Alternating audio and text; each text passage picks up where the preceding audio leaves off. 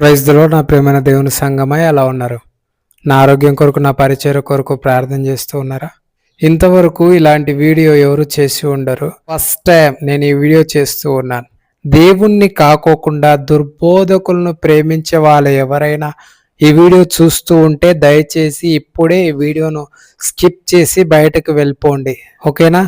అయితే కొంతమంది దుర్బోధకులు, అబద్ధ బోధకులు మనుషులను ఆకర్షించడానికి దేవుని వాక్యాన్ని వక్రీకరిస్తూ తమ స్వలాభం కొరకు, తమ స్వప్రయోజనం కొరకు నిజమైన క్రైస్తవులను కాకుండా డూప్లికేట్ క్రైస్తవులను తయారు చేస్తూ ఉన్నారు.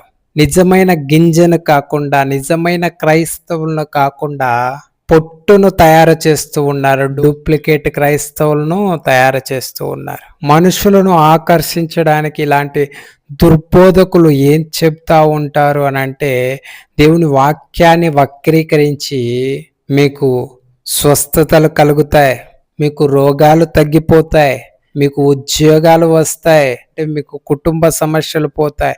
ఇలాగా మనుషులను ఆకర్షించడానికి తమ స్వలాభం కొరకు, స్వప్రయోజనం కొరకు దుర్బోధకులైన వారు దేవుని వాక్యాన్ని వక్రీకరిస్తూ ఉంటారు. అయితే దేవుని యొక్క వాక్యం ఏం చెబుతూ ఉందో ఒక్కసారి మత్తయి సువార్త 16వ అధ్యాయము 24వ వచనంలో మనం చూసినట్లయితే, అప్పుడు యేసు తన శిష్యులను చూసి, ఎవడైనను నన్ను వెంబడింప కోరిన ఎడల తన్ను తాను ఉపేక్షించుకొని తన సిలువను ఎత్తుకొని నన్ను వెంబడింపవలను.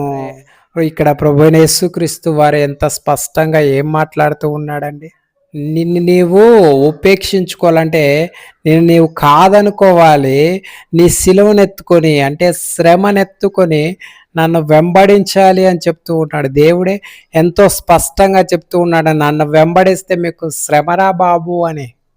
కానీ ఈ దుర్బోధకులైన వాళ్ళు మనుషులను ఆకర్షించడానికి తమ స్వప్రయోజనం కొరకు, స్వలాభం కొరకు యేసుక్రీస్తు ప్రభువారిని నమ్ముకుంటే మీకు సమస్తం మేలుకరంగా మార్చబడుతుంది అని చెప్పి మనుషులను ఆకర్షించడానికి, వారి వలన లాభం సంపాదించుకోవడానికి దుర్బోధకులైన వారు దేవుని వాక్యాన్ని వక్రీకరించి బోధిస్తూ ఉన్నారు. కానీ దేవుడు ఏం మాట్లాడుతూ ఉన్నాడు అని అంటే, నన్ను వెంబడించాలంటే నీవు నీ సిలువను ఎత్తుకొని నన్ను వెంబడించాలి, నీకు కఠినమైన శ్రమలు వస్తాయని చెప్పి దేవుడే ఎంతో స్పష్టంగా చెబుతూ ఉన్నాడు. నన్ను వెంబడించిన వారికి కుటుంబంలో నెమ్మది ఉండదు, మీకు ఖచ్చితంగా శ్రమ వస్తుంది. అత్తకు, ఆమె కోడలకు, ఒకని కొడుకుకు తన తండ్రికి విరోధం ఏర్పడుతుంది అని చెప్పి యేసుక్రీస్తు ప్రభువారు ఎంతో స్పష్టంగా చెబుతూ ఉన్నాడు. అంటే ఈ లోకం నన్నే ద్వేషిస్తుంది కనుక మిమ్మల్ని ఖచ్చితంగా ద్వేషిస్తుంది. కాబట్టి మీరు శ్రమను ఓర్చుకునే వారైతేనే నన్ను వెంబడించండి అని చెప్పి యేసుక్రీస్తు ప్రభువారు చెబుతూ ఉన్నాడు. కానీ ఈనాడు కొంతమంది దుర్బోధకులు, అబద్ధ బోధకులు నిజమైన క్రైస్తవులుగా కాకోకుండా డూప్లికేట్ క్రైస్తవుల్ని తయారు చేస్తూ ఉన్నారు. ఇలాంటి డూప్లికేట్ క్రైస్తవులు ఎలా ఉంటారు? వాళ్ళకి ఎప్పుడైతే మంచి జరుగుతుందో అంతవరకు యేసుక్రీస్తు ప్రభువారిని విశ్వసిస్తారు. ఎప్పుడైతే వాళ్ళ జీవితాల్లో కీడు, అపాయం, నష్టం వస్తుందో అప్పుడు దేవుణ్ణి వదిలేసి వెళ్ళిపోవడానికి ఇష్టపడతారు. అంతే కదా? నిజమైన గింజ మాత్రమే నిలబడుతుంది, పొట్టు గాలికి ఎగిరిపోతుంది కదా. ఇలాగా దుర్బోధకులైన వారు గాలికి ఎగిరిపోయి పొట్టులాగా తయారు చేస్తూ ఉన్నారే కానీ నిజమైన గింజలాగా క్రైస్తవులను తయారు చేయలేకపోతూ ఉన్నారు. ఇదిగో ఈ మాటలు వింటున్న నా ప్రియమైన క్రైస్తవ సహోదరుడా, సహోదరి, ఒక్కసారి ఆలోచించు. నీ జీవితంలో కష్టాలు వస్తూ ఉన్నాయా? నీ జీవితంలో సమస్యలు వస్తూ ఉన్నాయా? నీ జీవితంలో, నీ కుటుంబంలో శ్రమ అత్యధికంగా నిన్ను ఇబ్బంది పెడుతూ ఉందా? అయితే దేవుడు నీతో ఉన్నాడు. ఎందుకంటే క్రైస్తవునికే కష్టాలు వస్తాయి. క్రైస్తవుడైతేనే, నిజమైన విశ్వాస అయితేనే కష్టం వస్తుంది. డూప్లికేట్ విశ్వాసులకు కష్టాలు రావు కదా. ఒక్కసారి ఆలోచించండి. ఎందుకంటే వాడు ఎక్కడ అబద్ధాలు ఆడాలో అక్కడ అబద్ధాలు ఆడతాడు, ఎక్కడ మోసం చేయాలో అక్కడ మోసం చేస్తాడు, ఎక్కడ పాపం చేయాలో అక్కడ పాపం చేస్తాడు వాడికి. కాబట్టి డూప్లికేట్ క్రైస్తవులకు కష్టాలు రావు. కానీ నిజమైన క్రైస్తవునికి, నిజమైన విశ్వాసికి ఖచ్చితంగా కష్టాలు వస్తాయి. ఎందుకంటే వాడు అబద్ధాలు ఆడలేడు, పాపం చేయలేడు, మోసం చేయలేడు. కాబట్టే నిజమైన క్రైస్తవునికి కష్టాలు వస్తాయి. నా ప్రేమన దేవుని సంగమా, ఈరోజు నీవు నిజమైన క్రైస్తవుడిగా ఉన్నావా లేకపోతే డూప్లికేట్ క్రైస్తవుడిగా ఉన్నావా? ఒక్కసారి ఆలోచించండి, మిమ్మల్ని మీరు పరీక్షించుకోండి. దేవుడు చేస్తాడు, దేవుడు మేలు చేయడు అని చెప్పడానికి లేదు. నీకు అవసరత ఉంది అని అంటే ఖచ్చితంగా దేవుడు నీ అవసరత తీరుస్తాడు. నీకు అక్కర ఉంది అని అంటే దేవుడు అక్కర తీరుస్తాడు. నీకు ఏదైనా ఆపద ఉంది అని అంటే దేవుని సహాయం ఖచ్చితంగా నీకు అందుతుంది. నా ప్రేమైన దేవుని సంగమా, లేదనంటే ఈ లోక సంబంధమైన సౌకర్యవంతమైన జీవితాన్ని ఆనందించడానికి దేవుడు నీకు సహాయం చేయడు. ఈ లోకాన్ని, పాపాన్ని పెంటగా ఎంచుకుని జీవిస్తానంటే నీ ప్రతి అవసరతలో, నీ ప్రతి అక్కర్లో, నీ ప్రతి అడుగులో దేవుని సహాయం, తోడు, నడిపింపు, కాపుదల నీకు తోడుగా ఉంటాయి. నా ప్రియమైన దేవుని సంగమా, ఒక్కసారి ఆలోచించు.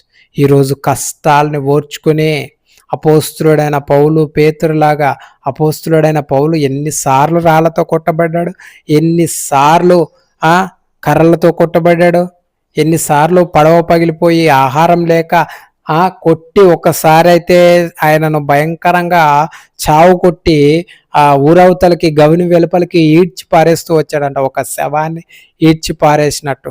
ఈనాడున్న దైవ సేవకుల్లో ఇలాంటి శ్రమలు ఎవరైనా పొందుతున్నారా? ఒక్కసారి ఆలోచించండి. లగ్జరీగా జీవించడానికి ఒక్కొక్క కోటు 50,000 1,00,000 పెట్టి కొనుక్కొని BMW కార్లు, తర్వాత వాళ్ళ షూసే దాదాపు 20-30 వేల షూస్ కొనుక్కొని ఇలాగ లగ్జరీగా జీవిస్తూ దేవుని వాక్యాన్ని ప్రకటించడానికి వెళ్తూ ఉన్నారు. కానీ నిజమైన క్రైస్తవులను తయారు చేయలేకపోతూ ఉన్నారు. డూప్లికేట్ క్రైస్తవులను తయారు చేస్తూ ఉన్నారు. నిజమైన క్రైస్తవుడు ఎన్ని శ్రమలైనా, ఎన్ని కష్టాలైనా, ఎన్ని ఇబ్బందులైనా, మరణమైన సంతోషంగా స్వీకరిస్తాడు. అపోస్తులుడైన పౌలు అన్నాడు కదా, బ్రతుకుట క్రీస్తే, చావైతే నాకు లాభము అని అన్నాడు. ఈరోజు నా ప్రియమైన దేవుని సంగమా, అలాంటి కఠినమైన శ్రమలు నా జీవితంలో మనం అనుభవిస్తూ ఉన్నామా? దేవుని యొక్క వాక్యం ఎంతో స్పష్టంగా చెప్తుంది. యేసుక్రీస్తు ప్రభువారే ఎంతో స్పష్టంగా మాట్లాడుతూ ఉన్నాడు. నన్ను వెంబడింపగోరిన ఎడల తను తాను ఉపేక్షించుకొని తన సిలువనెత్తుకొని నన్ను వెంబడించవలను. నిన్ను నువ్వు ఉపేక్షించుకోవాలంటే నిన్ను నువ్వు వదిలేసుకోవాలి. అసలు నీ గురించి ఆలోచించుకోకూడదు, నీ గురించి ఆలోచనే ఉండకూడదు. నీ గురించిన ఆలోచన లేకోకుండా నీ సిలువనెత్తుకుని, అంటే కష్టాలను, శ్రమలను, సమస్యలను, ఇబ్బందులను, ఎరుకలను నీ వెంట పెట్టుకుని యేసు ప్రభువుని వెంబడించాలి. ఇది నిజమైన క్రైస్తవ్యం. అంటే అది కష్టాలు ఎందుకు వస్తాయి? కష్టాలు, సమస్యలు, శోధనలు, శ్రమలు ఎందుకు వస్తాయి? నీతిగా, యథార్థంగా బ్రతికితే వస్తాయి. అబద్ధం ఆడకోకుండా, పాపం చేయకోకుండా, మోసం చేయకోకుండా జీవిస్తే కష్టాలు వస్తాయి.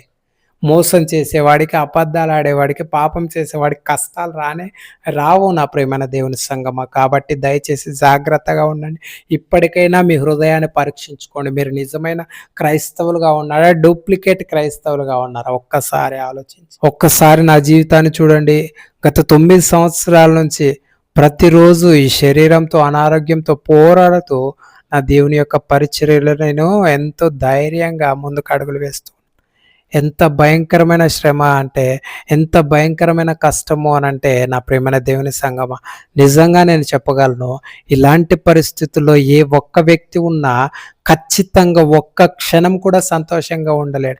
కానీ నా జీవితంలో నా ప్రభు కోసమే బ్రతుకుతూ ఉన్నాను కాబట్టి, నా ప్రభు వైపు చూసి బ్రతుకుతూ ఉన్నాను కాబట్టి, ఏనాడు కూడా నాకు ఇలాంటి పరిస్థితి వచ్చినందుకు దుఃఖించలేదు కదా, సంతోషంగా నా ప్రభువుని స్తుతిస్తూ ఆయన పరిచర్య చేస్తూ ఉన్నాను.